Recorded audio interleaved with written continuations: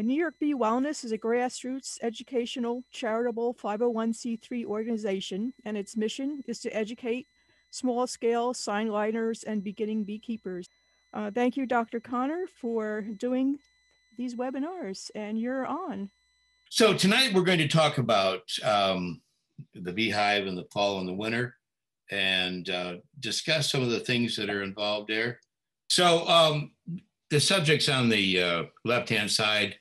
I think that's what we sent out for publicity. We're going to try to include discussion of some of these items, if not all of them tonight, so that you have a chance to review them. So we'll get into them as we go through.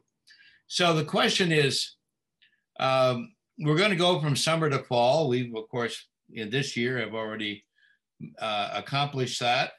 But the question I like to ask beekeepers, and I know you've probably asked this yourself, is when does winter begin? When does winter preparation begin inside the beehive? And so we probably have all heard about winter bees, and we'll talk about them in just a second, but winter bees, when are they produced?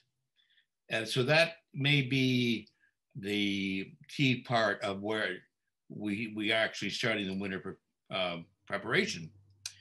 And then we go back a cycle and we say, when are the bees that produce these winter bees? When do they start? And in most areas in New York, Michigan, where I'm located, Wisconsin, welcome, Wisconsin, you're probably looking at some point, sometime in August. Now, of course, this is going to vary a lot based on everything from nectar sources to climate change. So whatever things are going on inside your apiary, local conditions, all of these things come into play. And we could be in the middle of a nectar flow, or we could be in the middle of a dearth. And those are the two extremes we have to deal with, starting usually sometime in mid-August, and try to figure out where we are and where we're going. Now, one of the things that's in the data, in the research has shown, is that sometime in this August period, you see a reduction in the amount of brood that a colony will produce. Healthy queen, otherwise doing very well. But instead of running, say, 70 to 90% of the frame, they may run 50 to 80%. Just a little bit of reduction in some queens, quite a bit of reduction in other stocks. This could be genetically determined. This is a good frame to show you what we like to see in August and September in terms of a brood area, perhaps a few more missed cells. You see the openings there than you see in the spring. I'm not sure really why that happens, but it does seem to be a factual part of our beekeeping. And then a ring of stored pollen or bee bread, and then around that, at the top corners, very top, and the left and right hand corners, you see the stored honey. So this reduced brood area is certainly something which many of us kind of expect to see, and there'll be a great deal of variation from colony to colony. Some colonies will look perfectly spring-like, and others may look like this. And this is a colony where the brood, and you can see that there's some worker brood and also some drone brood, and there's some larger raised cells, the bullets. But also where the brood has emerged, you see that the bees are filling those cells with nectar, which will become honey. And we call that backfilling. And this is an indication that the bee's instinct is to start preparing for winter. Well, we see backfilling anytime there's more nectar coming in than brood that's being produced. There's this, I call it a little dance, a tango between the different factions of the bees. The nurse bees want more brood. The foragers want to have a place to store the food. So they're going back and forth on what they're doing and how they're able to do this. But in the fall, we see more backfilling, and especially in September, in this area, you would expect to see that the brood is giving up to more and more cells of honey. Now, if you have a dearth in August, you've got some unusual situations. Now, fortunately, we haven't had a dearth here in Michigan for a couple of years, and I don't know what you've had throughout most of New York State, but I have experienced August dearths. We've had a dry period and there's virtually nothing in bloom. And we may get some goldenrod that starts toward the end of the month and then goes into some aster. But both of those are affected by dry weather in terms of their nectar production. And so at this point, we know that if we are going to have a bad August, we can pretty well predict we'll have a bad winter. And that's because this affects the number of bees that produce the brood during the winter. And we call them fat bees or winter bees. And they're not physically fat like I am. They have cells that are storing food that the energy that the bees need to raise the brood. So in August, we want to have bees that are well fed, that they're going to produce that last cycle of brood, or not the last cycle, but they're going to produce a major cycle of brood, probably in the month of September. That's going to be unique in that it's going to be very well fed. Those bees will be well fed, and they probably will not raise any brood in the fall. And that's my definition of these so-called winter or fat bees. And it's important for us to keep that in mind. Now, what do we do for feeding? Well, we can go out there with thick sugar syrup, 2 parts of sugar to 1 part of water. You may have to heat that water up a little bit to get the sugar to go into solution. If you can get more sugar into solution, like a 2.5 to 1 sugar to water ratio, go for it. Because this means that the bees have to do less work to store that sugar. They're going to have to process this. And as the fall season goes on, you're going to have to cut the sugar syrup feeding off because the bees may not have enough time to eliminate the moisture. But certainly in a dearth in August or in September, you want to do the feeding because you're going to have, most places, you're going to have plenty of warm weather for the bees to ripen that sugar syrup into a stored syrup. I just show a couple of different versions of feeding. These are the old feed cans. Many people still use them. These are, you can buy them as clean paint cans at the box stores. And then on the right-hand side, you see the plastic tubs that many of the commercial beekeepers are gone to. And these are usually wedged into those top bars so they're not going to blow away in a breeze. It's a convenient way of carrying them. Of course, then you can have pallets of this if you're in a palletized operation, or you can put them in your farm cart, whatever you use to get back and forth to the bees. Now, in August, you may want to think about doing some protein feeding, and that would be some of the mixtures you can buy from the bee supply companies. But usually by October, we want to stop that protein feeding because now we're producing a cycle of brood that's going to emerge in November and sort of goes against what we're trying to do with our bees, and that's to get them ready for winter. So feeding sugar syrup, yes. Feeding protein later on in the fall, I think we want to go against that. And then in the winter, we'll come back to these slides, and we can go to feeding with a winter patty in, say, February. So you have options for feeding here, but right now we're not trying to raise bees. We're trying to provide plenty of stored sugar.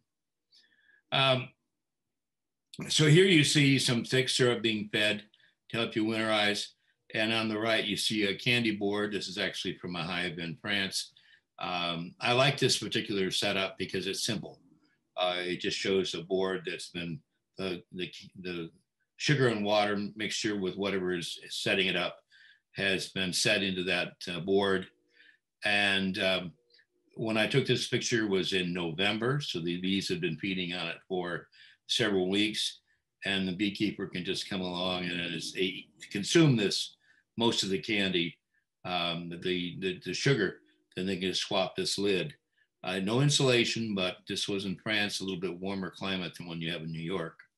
So it's a good system, and these colonies were being used in a breeder program. Now, if you have a good conditions in August, and you've got plenty of food coming in, if you're going to have an abundance of nectar from goldenrod, the Japanese bamboo, the asters, whatever else you have in your area. I don't know if anybody has purple loosestrife anymore, but this is something that you can look forward to. You wait until do the feeding until that nectar source is, has come in, and then you may actually make a small crop. So you never know what you're going to get. And when there's a natural feed situation going on, this usually indicates you're going to have better, not perfect, but better wintering conditions come January, February, March. So this is something you want to keep in mind when conditions are doing really well. Now, you reach a point in the winter where you're going to feed sugar only. And excuse me, in the fall, you're going to feed sugar. I've said this already. So don't, we're not trying to produce, I got ahead of my slides here. So you're not trying to produce a brood cycle in October. You're trying to finish things off by then for our climate here in the northern part of the United States. Now, our goal, of course, in all of this, no matter what the conditions are, is to have a large population of young, healthy bees. And they should be well fed, and there should be a very low mite load. So I'm not getting into mite control in today's talk, but I do think that you have to keep in mind there needs to be periodic sampling, and then whatever treatment method you've decided to go with, that is your decision, as far as I'm concerned. Or you can decide not to treat and see what happens, which I know many people do that. And we have, a number of people who think that's the right way to go. So this is your call, but having a healthy colony of bees, young bees, well-fed bees, good fat bees, winter bees that can go through the winter and live for 5-6 months, which is what you really want them to do.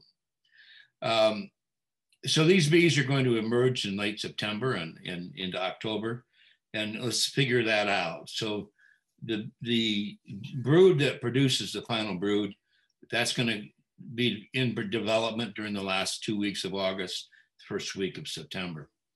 And then keeping these brood cycles somewhat separate, although there is overlap, the brood that becomes the fat or winter bees, they'll be produced during the last 3 weeks of September. So our brood rearing is really going to be over about the 1st of October. Yes, there's a lot of variation in terms of season, climate change, weather cycles, you name it, is going to have an impact on what we're doing here. All right, now, there are a whole checklist of things that we have to deal with in the fall. And one of the things is to, I say, take our losses in the fall before we go in, make adjustments for weak colonies where there's been a queen failure. You may have a colony that has drone layers. You may have a colony where the queen, you can see the queen does not have the brood that other colonies next to her have. And so you may want to combine. So here's just a shot of combining 2 hives with a newspaper, 2 single boxes, a simple system. But if you've got a good queen in one of all those 2 boxes, that should do the job that you need to have done. So this is my standard recommendation for how to requeen. If you have a colony that's got drone layers, for example, there's really not much you can do in terms of introducing a queen. It's most likely that queen will be killed by those workers that have the developing pheromones, or they may be killed by the workers around them. So I'm not sure how the exact mechanism is with that, but my success with requeening drone layer colonies is pretty low. It's the best way, simply add a nuke support hive, whatever you have in your operation that's going to keep that colony going. So combining two hives to another. And if you have some weak colonies that are just normal weak colonies, you may want to do the same thing. So here's a conversion board. There's one of the books I'll mention later is by Ed Simon. He's just making a simple board out of plywood where you've got an opening that you can set a nuke on top of well, it could be 5, 10, or 8 frame high body so that you can combine these colonies. And you can use a newspaper or not. That's kind of up to you. Probably wise if you're not experienced, just go ahead and use that newspaper and put a few holes in it and let the bees figure this all out. They'll sort things out fairly quickly. And then you come back and set everything up as a winter colony. So the nuke box then would disappear for the winter, go into storage. We want to be concerned about diseases in the fall. Well, we're concerned about them all the time. Certainly we want to look for American foul brood as we look at our colonies going into winter. But we should be doing that on a regular basis. Also, you want to do and that's what the toothpick is for, is to look for anything that looks suspicious. This looks pretty normal to me. I don't see any ropiness or brown coffee and cream color in this particular sample. And also, as I said, we want to sample and treat for varroa mites depending on what our plan is and what our threshold levels are for mites. I think most people are going with 2 bees per 100, or just going 2 mites per 100 bees. Some people are even going less than that now because it just seems like the mites and the bees are evolving as we sit there and watch them do this. Then there's a whole list of things, wasp traps, putting in robbing screens, managing any colonies that have small hive beetles, preventing colonies from having wax moths, stacking up equipment so it doesn't get wax moths, especially if you have history of this, putting in entrance reducers for mice and voles, the other larger mammals, the bears, and then perhaps relocating some colonies for the human vandals that might run over your colonies with a snowmobile or a truck or whatever nastiness they have in their DNA. Bear fencing is just, looks like some 5x5 nukes that have been destroyed by a bear. I don't see much there to salvage. It's time to stack up the good stuff, fix what you can, and burn the rest. And it's a loss. It's tragic when bears do this. So many of you folks in New York are having to deal with bears. I figure we're a few, I'm in the city, I've probably got a little time, but I think the bears are moving from the northern part of the state of Michigan into the southern, much as they did in New England when I lived in Connecticut. When I moved to Connecticut in 1980, there were 5 towns that had bears. The rest didn't. And when I left in 2007, I think it was, there were probably all the towns in Connecticut had bears. So it's an expanding population. Of course, bears have a great PR program with Winnie the Pooh and Smokey the Bear and so forth. So it's pretty hard to do anything that, they're animals. They're looking for a food source, and our beehives are a good food source. Reducing entrances. This is from Ed Simon's book, just showing the basic structure that's not installed properly, but just shows you how you can make your own entrance reducers and then tuck them in, even a little bit of newspaper there to hold it in tight if you cut it a little bit shorter of the bottom box hide body. Bottom board is a little loose. All right, one of the things that many people are looking at is some sort of top insulation. And I've seen everything in this. I've seen people cut up old quilts that have holes in them and make, and really do use quilts. Other people use other fabrics and so forth. And they have an empty box, a rim of some sort that sits on top of the hive. There's an opening there for air ventilation, so the moisture can go in there and be caught. My brother uses a book of hay, a section of a hay bale, and then in the spring he puts it out in front of the hive and keeps the weeds down for a couple of weeks, or months. So other people use, the chemical, not chemical, the physical insulation material as you'd have in a building. Some people use leaves. So just about any kind of dry absorbent material. Others have used corn cobs. So what have you got? And give it a try. But be careful not to block an entrance. In this particular picture, I think the entrance would be in that gray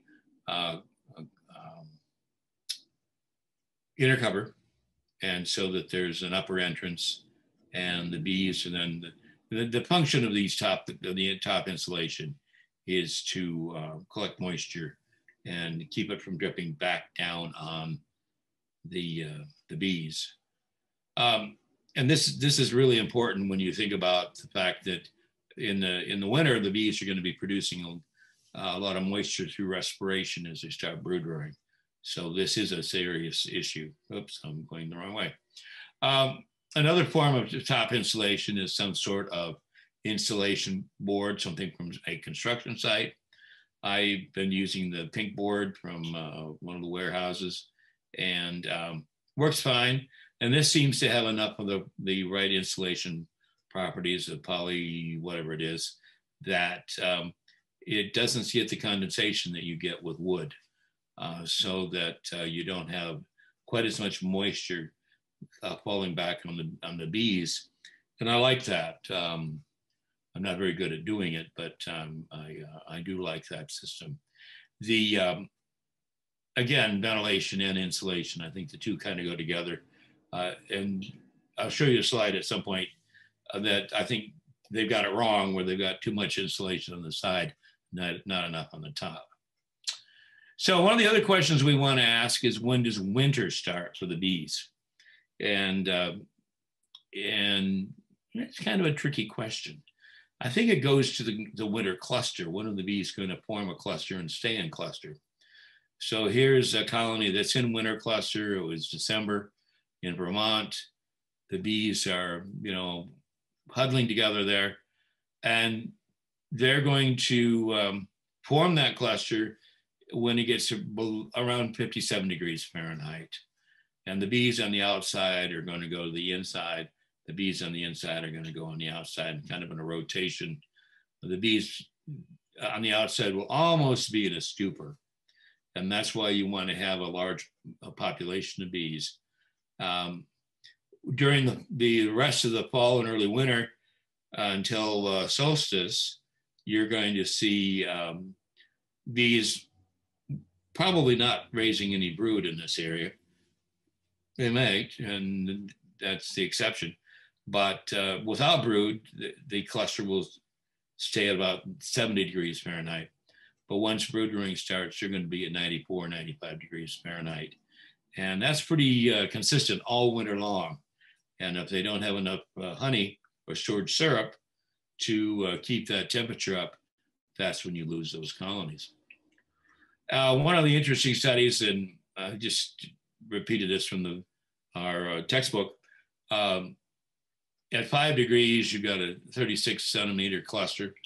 At 2 degrees, you've got a 28 centimeter cluster. That's the width of the cluster. At minus 14, you're down to 26. At minus 6, you're at 10 centimeters. That's really tightly packed with bees. And this is when the bees starve, because it isn't so much that they can't generate the heat. They don't have access to the food. And that's why a break in the brood cycle, a little top insulation, can go a long way to keeping these clusters from getting quite so tight. We have learned a little bit in the last few years about heater bees, and these are bees that generate heat with their thorax.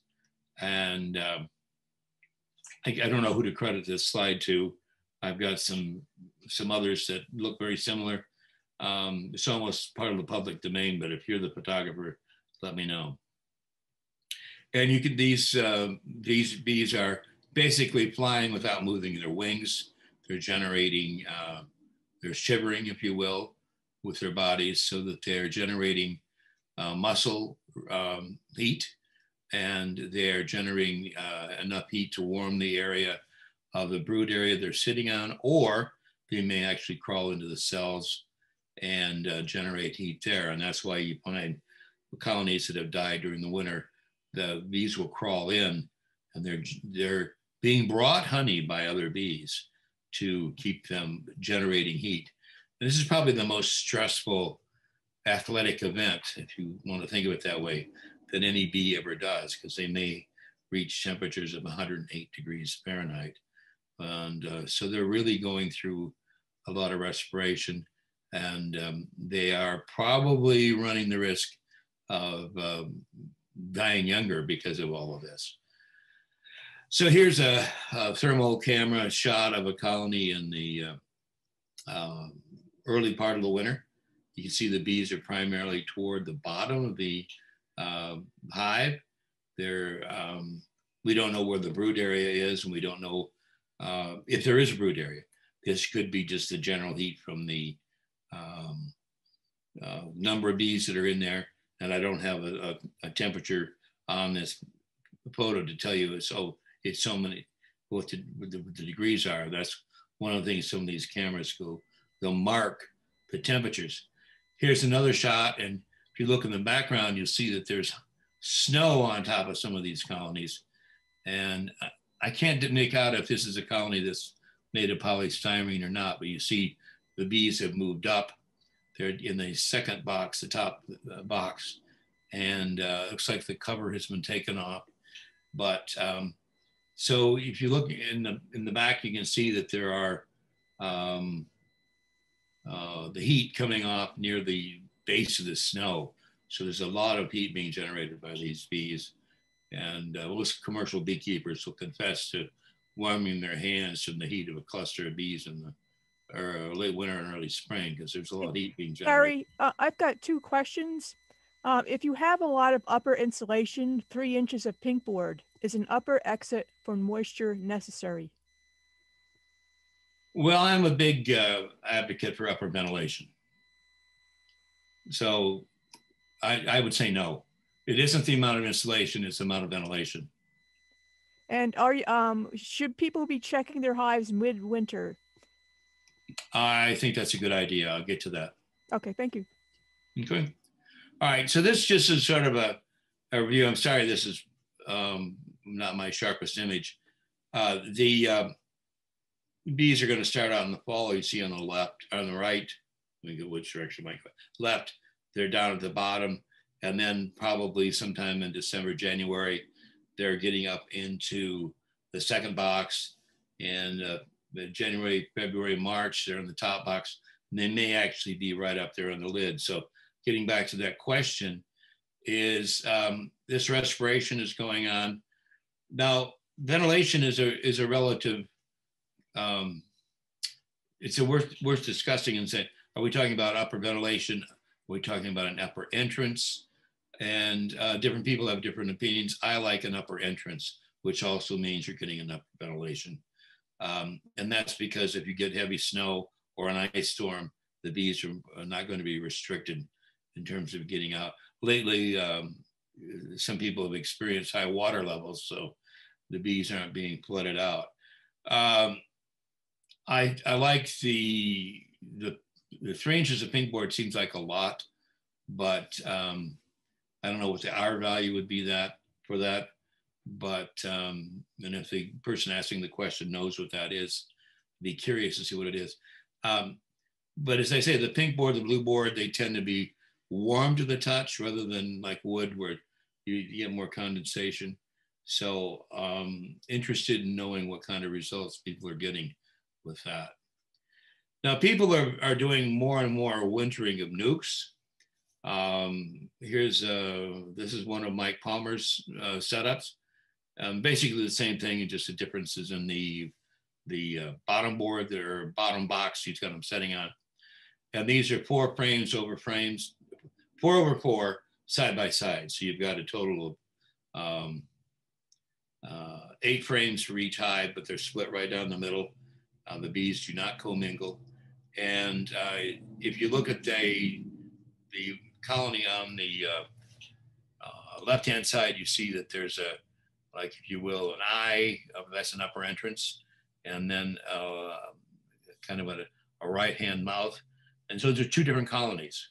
So you've got a lower entrance and an upper entrance. The upper entrance is just a ventilation hole. And then roofing paper has been used to probably keep the wind out, but also collect a little thermal heat during the Vermont winter. And I mean, Mike Palmer's had really good luck with wintering hundreds of these colonies. And then we've learned a lot through Mike and Kirk Webster and others who've kind of done a lot of research for us over the last few years. Here's another setup, a colony right in front. You see the yellow box that's got an entrance on the lower right-hand side, and then 2, looks like 5 frame high bodies with an upper entrance. So again, you've divided this colony right in half. There's probably a solid board there in the middle of that yellow box, and then 2 nuke boxes on the side. And the colony in the back looks like they've got the same setup, and then another colony on top. And whether that's 2 nukes or 1 larger colony, I don't know. I think it's 2 nukes. This is from Dewey Karen, so I did not take this photo. Well, back to Mike Palmer, and I think I took this picture. Anyway, it shows him checking his bees in the winter, and what's he doing? He's tapping, and then he's listening. He's listening for activity inside the hive. So checking your bees starts out with this. Some people use a medical stethoscope to listen to the bees inside, maybe tapping to see if an increase of activity. And so this is a way of checking bee activity without opening the colony. If you do suspect the bees are starving, you have to open that hive and you have to feed them. I don't care what the temperature is. It could be 20 degrees. It could be 10 degrees. Get in there, preferably on a day without a lot of wind, but just get in and out and do it as fast as you can. Now, in most places, we're going to get warmer periods. Temperatures get up in the 40s and 50s Fahrenheit. And then after this confinement, the bees are going to try to empty their rectum, and they're going to avoid waste. You'll get some brown spotting around. And so it's perfectly natural. If you see spotting inside the hive, that's dysentery, which may or may not be nosema, which is like a bacterial disease. It's a gut parasite. And we probably can't do anything about this year, but maybe next year you can medicate in anticipation of it if you have a problem with that. Most people just see the spotting outside. That's healthy. That's what you want to see. If it ends up on your car, the side of your house, or in your on your spouse's laundry, I'm sorry, but that's Mother Nature. All right, now winter feeding. The main thing here is stay away from anything with water or a large amount of water, no syrup.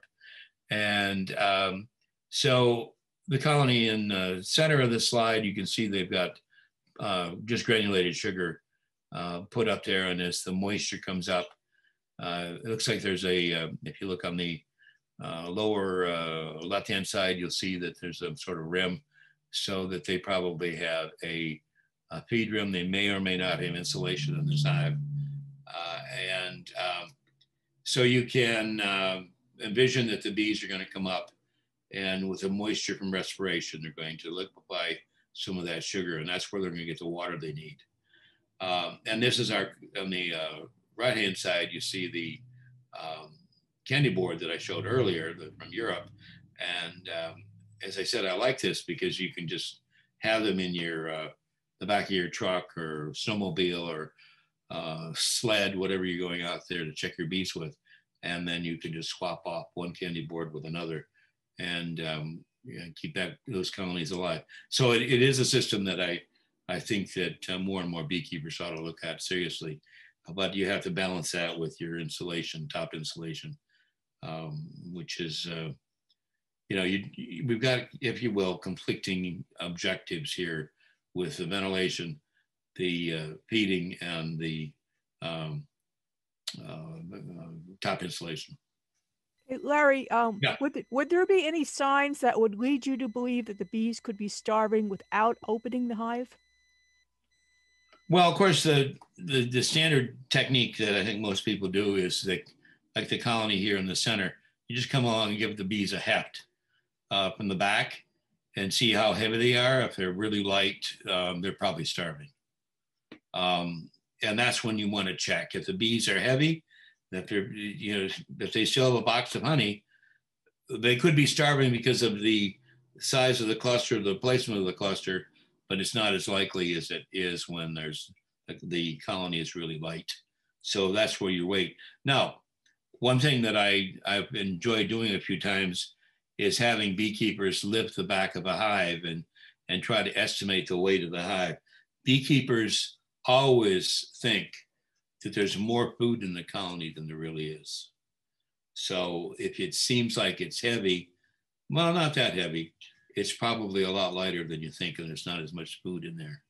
And you can do that when you get a group of beekeepers together, if you can get a group of beekeepers together and have them, just lift up empty boxes with bricks or blocks of cement in there, and just to see how accurate they are in estimating the weight. It's pretty eye-opening. It can be a bit embarrassing. So our winter colonies, this is the slide I was talking about. Look at this. It looks like we've got a well-insulated hive on the side, but I'm not sure there's any insulation on the top because it looks like we got a standard inner cover and cover here. And I'm not sure what's on the other side of the colony. And so if you have, side insulation isn't hurting, but I think your insulation should be on top. And the other point is with this slide is it's in the winter, 20, 30 degrees. You go in, you check, you see where the brood is. You maybe crack one frame out to see just a little bit, but by a few inches, and see if there's any food there. And then that'll tell you whether or not you need to come back with, in this situation, you can put a few pounds of powdered sugar on this right now. You could do it right while you're out there to set that inner cover back on there so that you can put sugar around there. And as long as they have access to that sugar, you could save them from dying. Now, you don't do that with a weak colony. It's got to be a fairly strong colony because quite often it's our strong colonies that are going to go through their food that quickly. I have a question about the notch on the inner cover, which way to orient that. I like to have it down unless I'm going to use sugar syrup, dry sugar. So in this case here, I don't see the notch. Is it there? Okay, right there in the front. It looks like it's on the top, and they both work, because your primary function here is upper ventilation, but it's going to give you an upper entrance when the bees need it. And, in retrospect, I think maybe the beekeepers turn that inner cover over because there's so many bees on the inside of that inner cover. Yeah, I don't know if you agree with me, Pat, or not, but it just looks like there were a lot of bees there. So rather than putting it straight down, I would return it by turning it over. But if you're going to use dry sugar, then don't do that. If you have a block of fondant, some sort of solid sugar, you could put that in a rim, put insulation around the rim if you want to. Many people just put a block of sugar in there and then put burlap or some other coarse fabric around there. to help absorb any moisture and to keep the bees from, I don't know what the bees are going to do, but it makes the beekeeper feel better. All right, so here's a dead hive, one of mine. And you can see they just died of starvation. They had brood. They died working, probably at a cold snap here in Michigan, probably got down in 5-10 degrees for a couple of days. And you can see that the bees are there. You can pick through there. You could actually look for, see what else is there. You could look for mites. You could look for small hive beetles. I found them all. Very few mites usually. It's harder to find because they'll probably be in the brood cells. But it is, and even find the queen.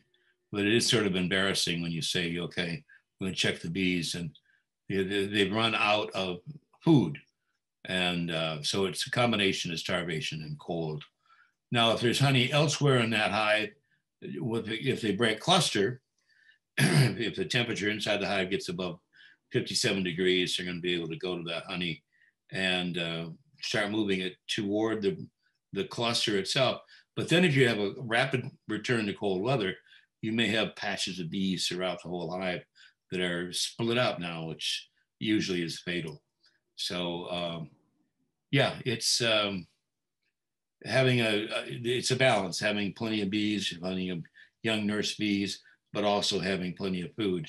This seems to be the real issue in terms of what we're really talking about in managing our bees during this time period.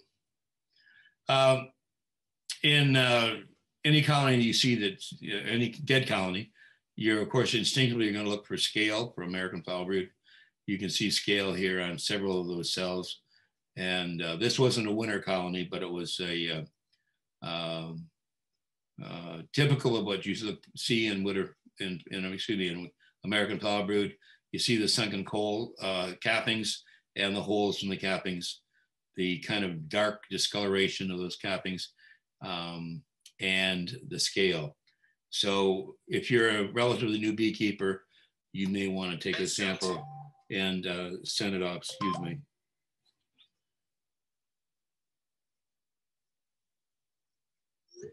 So, okay, let's move on. Another disease you'll see in spring, sometimes after brood, it has to be after brood rearing has started, is chalk brood. You see white and gray mummies inside the cells and at the entrance. So these two slides show you what you've got to be looking for. Truck brood is usually associated as a late winter spring stress disease. It's probably spread by the presence of the chalk brood mold. It's like a bread mold that's already in the hive, and the bees are making contact with it.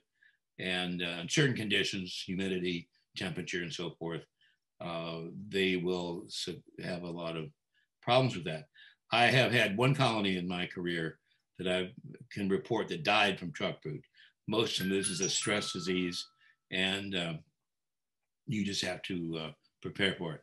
So the mummies on the right-hand side, this is another one of those, I don't have to open up the hive to know there's a problem.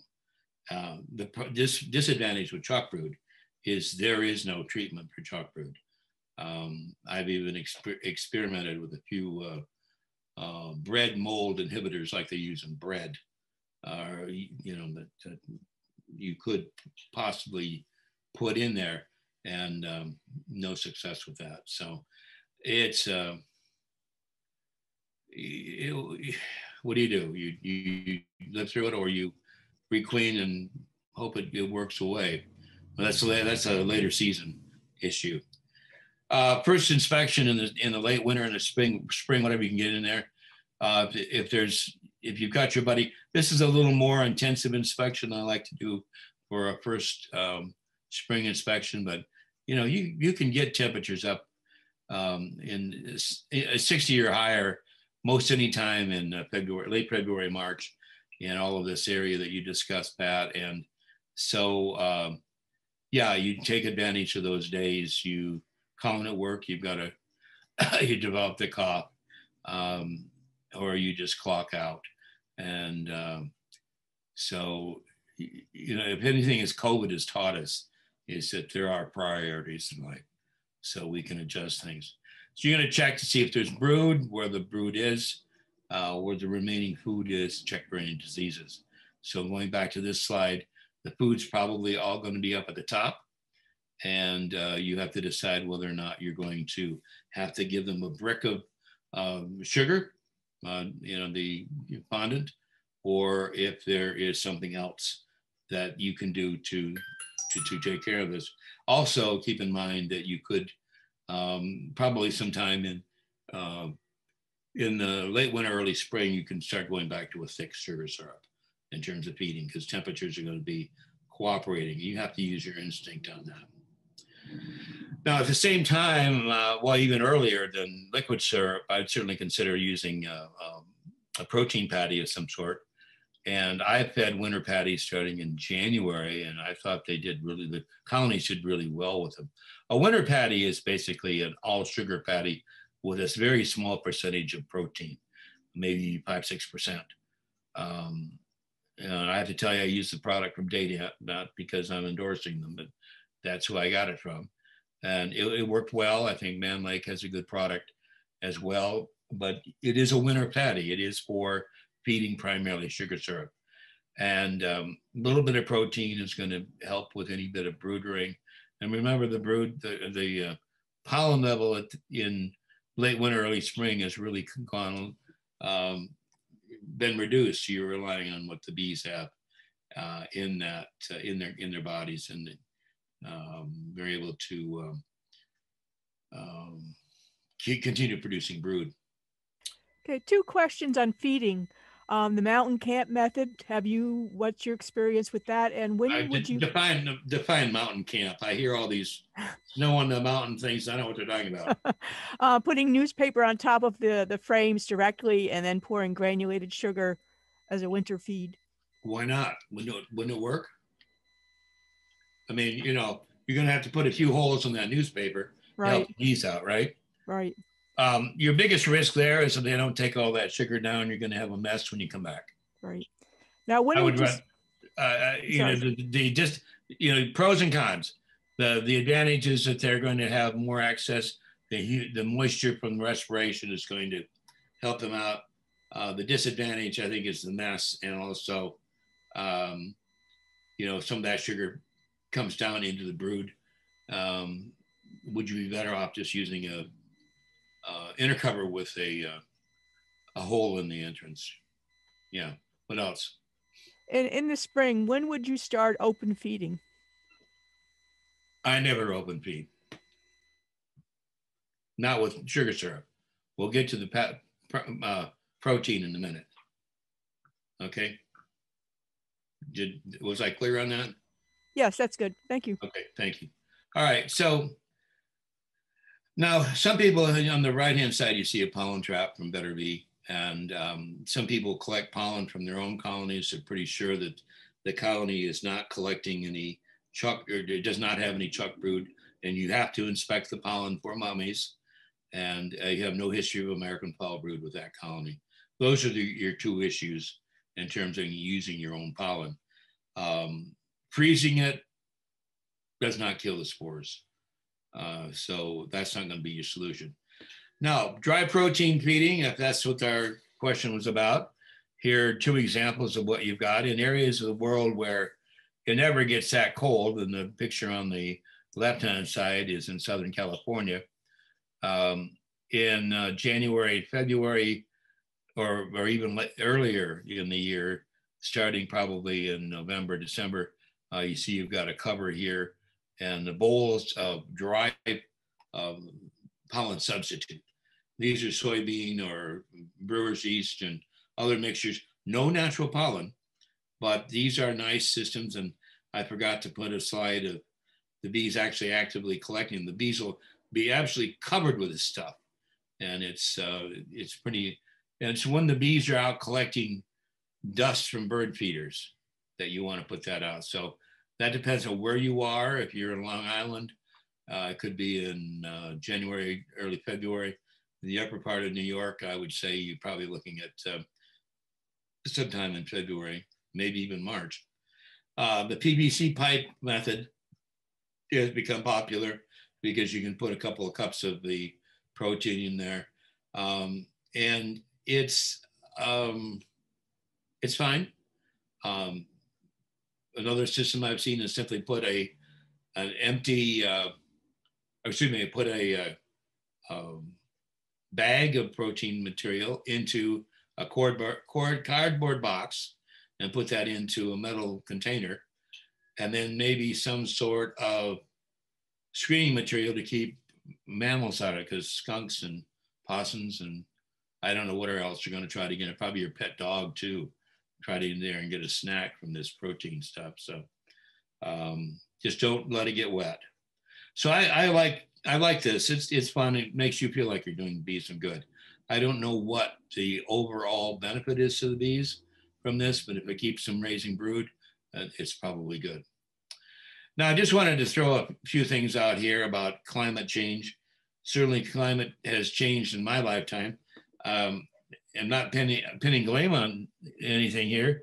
I'm just saying that we see temperatures, much warmer. I used to get a first week of school in September, we'd get a killing frost on the farm. This year, it was almost the 1st of November, where I am here in Kalamazoo. So it's a big change.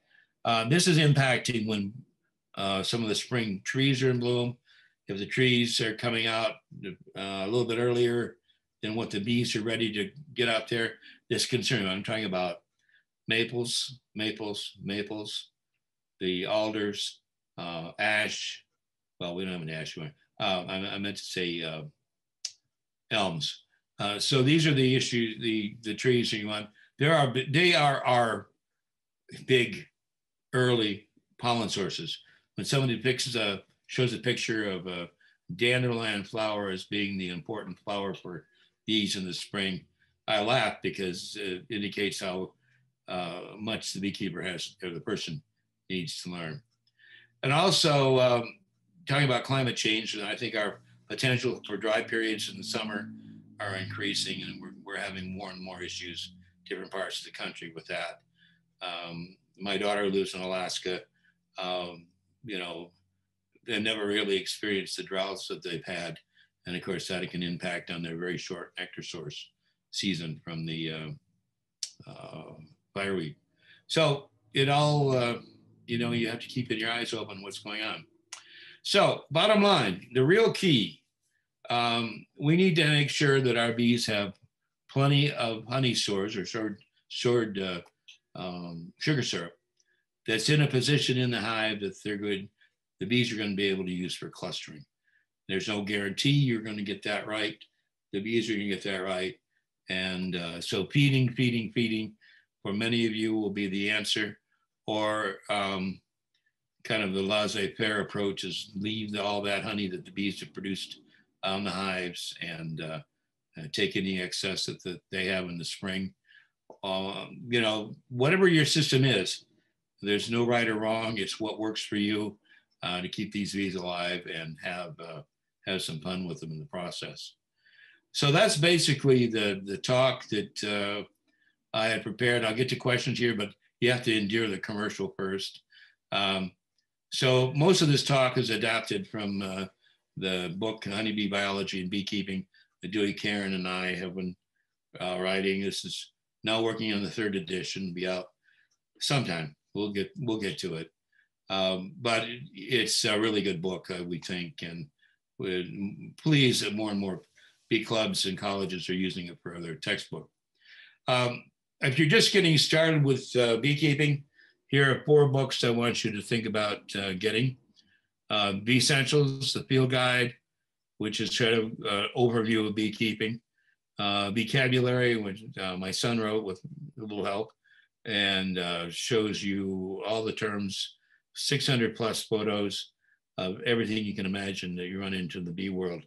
Fun thing to give people that have to put up with beekeepers, listen to their talk.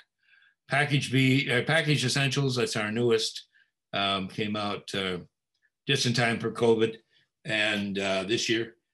So this is going to help you with buying, installing, and using packaged bees. If you are, and many of you have no choice, that's what you're going to have to use.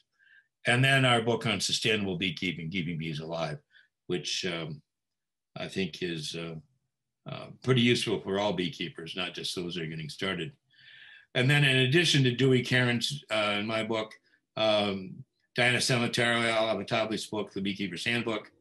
And that's a photo of the brand new ABC XYZ that we've been waiting for what, a decade, which is supposed to be ready for distribution soon. If you're a growing beekeeper, you may want to look at a couple of books. One is Ed Simon's little equipment book on bee equipment essentials. And then one of our best-selling books is Increase Essentials. And then Steve Rapatsky's Swarm Essentials. So it's just so you understand swarming, making increase, and how they all fit together. Finally, I think it's finally, we've got 6 books on the various aspects of queens. My queen rearing book is Star One, number 1 or number 2 bestseller. We have a few copies left of Label on Pages, Queen Rearing and Bee Breeding before that goes out of print, per their Rob Page's request. And then, although we're hoping we can get a new edition out. Roger Morse's Rearing Queen Honeybees, kind of written for New York State conditions. GM Doolittle, New York beekeeper, scientific queen rearing. He came up with the methods of raising queens using the grafting system. Bee Sex Essentials, my book on how bees reproduce, and then mating biology, and the honeybee is our book on sex. So we have graphic pictures in there. All right, so there we are. We can put that up. And Pat, let's open it up to questions. Okay, anyone have any new questions?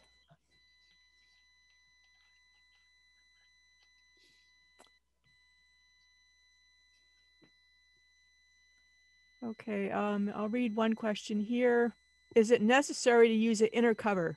They're using a quilt box without an inner cover. I think if you're using a quilt box, you probably don't need that inner cover.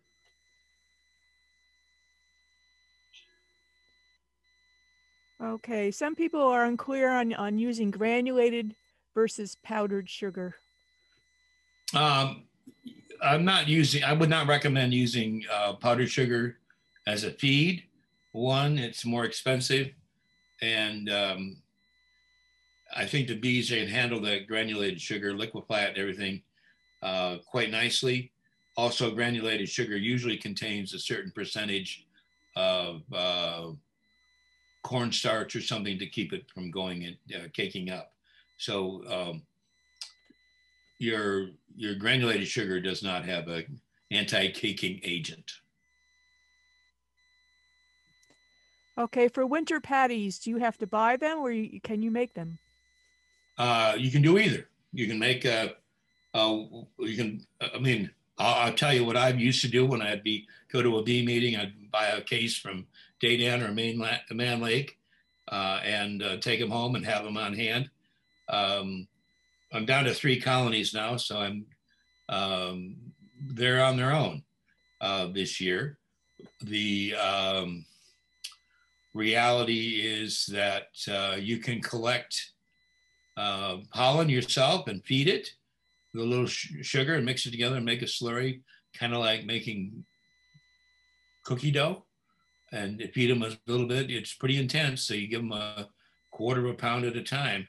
And if you have a problem with small hive beetles, look out with any kind of feeding like this, but small amounts, and it can be very valuable. But then if you do use any natural pollen, please, please, please, please keep your eyes open for chalkbread. Hey, question from Chicago. Using moisture absorption materials, is it the point to absorb moisture or vent it out? Well, I think that venting is the the ultimate answer, but you quite often have to have an absorbent material that's going to take up the moisture and then let air currents and so forth dry that out on a windy day, for example. So that, you know, we're talking about here late, we're talking about winter and early spring, bees aren't flying all that much, and you want to have the moisture being captured, caught by something. And believe me, you can take those quilts uh, or even the book of hay and wring out the water. It'll be just soaking with water. So some people want to change them out during the spring, which is fine. You know, it's going to help the bees. Um, you know, we're in a fine line here in terms of the time and you know, how long is the season going to require that sort of activity? You know, because it could be over in a week, depending on how the spring comes along. Is wrapping a hive in roofing paper necessary if I'm using foam insulation board on the top of the hive in Buffalo, New York? Well, if I tell you what I think, your bees will die. So I'd say in general, I like to see bees with upper insulation, and then placed in an area in the bee yard that it doesn't get a lot of strong wind. So if you've got strong winds that are coming in, you may want to think about bales of hay, pallets, whatever it is to break the winds. And then if that doesn't seem to work over a period of years, then you may want to go to wrapping. But you know, you need to find somebody near you that can tell you how they do it, because quite often they can give you some insight that they may not even realize that they've gone to a particular technique because that's what works for them. On the other hand, some people do things because they read it somewhere that they think it's a good idea. So beekeepers have to keep in mind that they're the ones in charge here. Oh, no, wait a minute. They're not. The bees are in charge. How can you accurately tell where your cluster is located? Seems like the bees are always up top where the sugar is located. I think you find a friend with a thermal camera. Seriously. I mean, we have the technology now. You know, if every bee club had a thermal camera and a master beekeeper or somebody could go around and photograph these hives, I think it could be really useful. So, Okay. you know, and you don't have to open the hive to see where they're at. And it's going to tell you whether that hive is dead or not, or certainly not raising that much brood. Do you do oxalic dribble and when? I'm not going to talk about mite treatments. Okay. Is it ever too soon to start feeding? Unable pick up the box because they're wrapped in roofing paper. Well, I think the top feeder with the a candy board would be what I'd recommend you do, because if you've got roofing paper, you should be able to unwrap it, put a candy board on, and wrap it back up again. Maybe I'm not visualizing it right, but I think that would be how I'd approach it. Okay. What are the definitive signs you are in a dearth? You see robbing, bees going into each other's hives trying to get honey, and reduction in brood rearing. And you just look around and see that the flowers are drying up, and what you normally would think would be a good nectar flow because of whatever crop is in your area or planters in your area, you're just not seeing it. Here in Michigan, it would be a dry July, which means that August is very dry, and you don't see a lot of nectar coming in from sweet clovers, spotted knapweed if you have spotted knapweed in your area, or whatever the equivalent is for your location. Certainly watch the entrance of the hive and look for pollen coming in. If there's no pollen coming in, that's one of the little flags you got, and maybe an excuse to get inside the hive and take a look. Okay, one person writes, I am seeing a small amount of wax moth feces on the bottom insert in an otherwise strong hive. Is there anything I can do now? I would think not, and the wax moth may have long just been taken out. Um, they, if it's just a few feces, I wouldn't worry about it. If you're talking about an insert, you're talking about in a bottom board, a screen bottom board, right? I think that's what they meant. Yeah, yeah. So if you see a large cluster of them, then there's not a whole lot you can do with bees inside the hive at any point with wax moth other than get in there and pull the frames out. So yeah, that's a tough one. I would tend to say, okay, just keep your eyes open and watch it. Be ready in the spring to do something. When you are blocking wind with straw bales, how far back from the hive is ideal? I don't know. Um, I would say several feet to several yards, but somebody's going to say, okay, well, thermodynamics are that it should be 12.5 yards. You're just going to have to see what works. And my old test is go out there with a long sleeve shirt on a windy day and see where you're comfortable. After all, they're animals too, so that might be a way of dealing with it. Um, some people put the bales right next to the hives. That would work if you don't have a mouse problem. Okay, one person asked, why do we not use electric heaters for bees like they do for fish ponds? I think the biggest problem with the electric heater, or any kind of heat source, and I've actually done some of this, is it dehydrates the hive. It takes moisture out. You want to have about 50% relative humidity. And so now you've got to balance the temperature with the low humidity, and now you're going to have to add humidification. There's a move now to winter bees inside, and so you've got to balance temperature, moisture level in the air, and the oxygen and CO2 levels. So that's 4 different things that you have to monitor to keep your bees alive inside a building.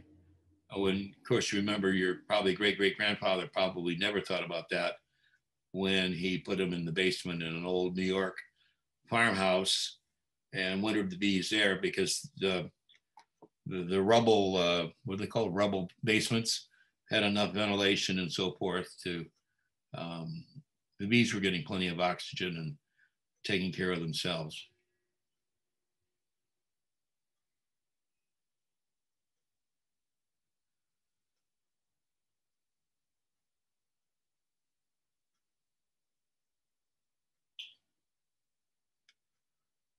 Pat, you got any more? I'm sorry. Other than not seeing much pollen coming in or seeing stored bee bread, is there a way to spot when a colony is having nutritional deficiency? I would say at this time of year, it's pretty hard because most of the nutrition in a hive at this time of year is actually in the cells of the bees.